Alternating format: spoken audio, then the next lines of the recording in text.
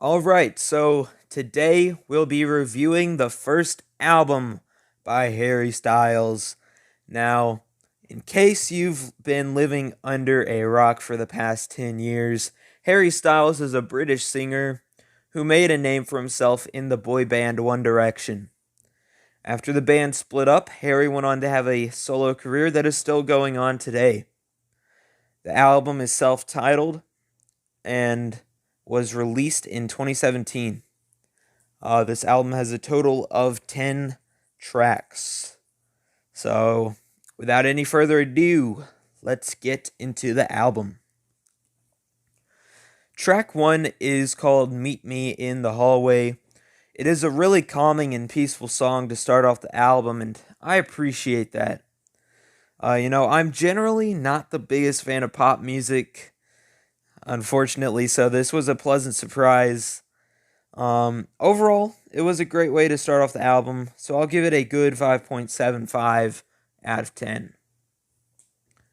Track 2, Sign of the Times. It's undeniably Harry's best song to date. It's musically beautiful. It's really a lyrical masterpiece. While I've never been a big fan of Harry's vocals before, I think this song really makes up for it. This is easily an amazing 8.5 out of 10. Unfortunately, all good things have to come to an end, and I guess because track 3 is Carolina, I guess it's not too bad, but I just get so annoyed by the constant la la la la's and the oh yeahs. So that kind of kills the song, and also vocals are, hate to say it, but horrendous in this song. He's not very good at the screaming type music. I don't know how harsh to be. I'll give this a 1.75 out of 10. Following Carolina, we have a much better track by the title of Two Ghosts. At first, I was on edge, but when I heard the chorus, I realized this is a special song. It's really beautiful and meaningful, so I'll give it a 6.25 out of 10. This next track, Sweet Creature, had a potential until Harry started singing. Like I said earlier, he has never been near the top of my favorite vocalists. But lyrically and musically, this song is great, but his singing just isn't for me, to be honest. I think just because he's not the best singer, I shouldn't be turned away from this song, so I'll give it a solid 5.75 out of 10. Next up, we have track 6, Only Angel. At first, I thought that long build-up would bring a beautiful, angelic song, but that changed at one scream by Harry. And it turned into a Harry Styles rock song, and to be honest, I kind of like it. It's very catchy, but like Sweet Creature, his singing is pretty annoying in this one. Overall, it's just a tad bit better than Sweet Creature, so I'll give it a 6 out of 10. Next up, we have track 7, which is Kiwi. Kiwi is possibly one of my least favorite songs I've ever heard. I have a very hard time classifying it as a pop song, as it's definitely his take on a hard rock song. And I definitely can't stand it at all, because not only is the song just annoying, but he just can't sing. And the lyrics, don't even get me started on the lyrics. They're absolutely horrendous. I've been thinking about this, and I'm going to give it the worst score I can. It's going to get a 0 out of 10. Alright, moving on from the disaster known as Kiwi, we have track 8, Ever Since New York. This one is back to the slow and beautiful songs from Harry that I enjoy. I began to get worried after Only Angel and Kiwi, because I didn't want this to be a rock album after the first few.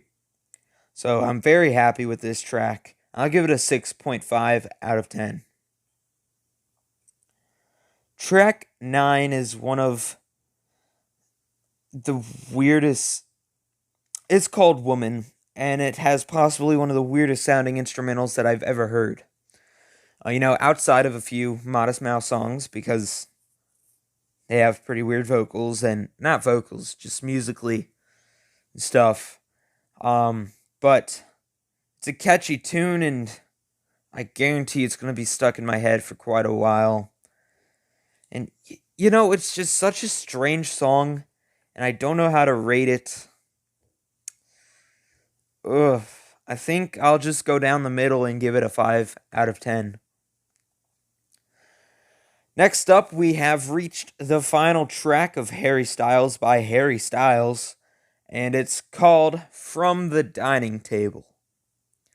Another calm and peaceful song, this time to end off the album. I was honestly waiting for another Harry scream and it to suddenly turn into another wannabe rock song.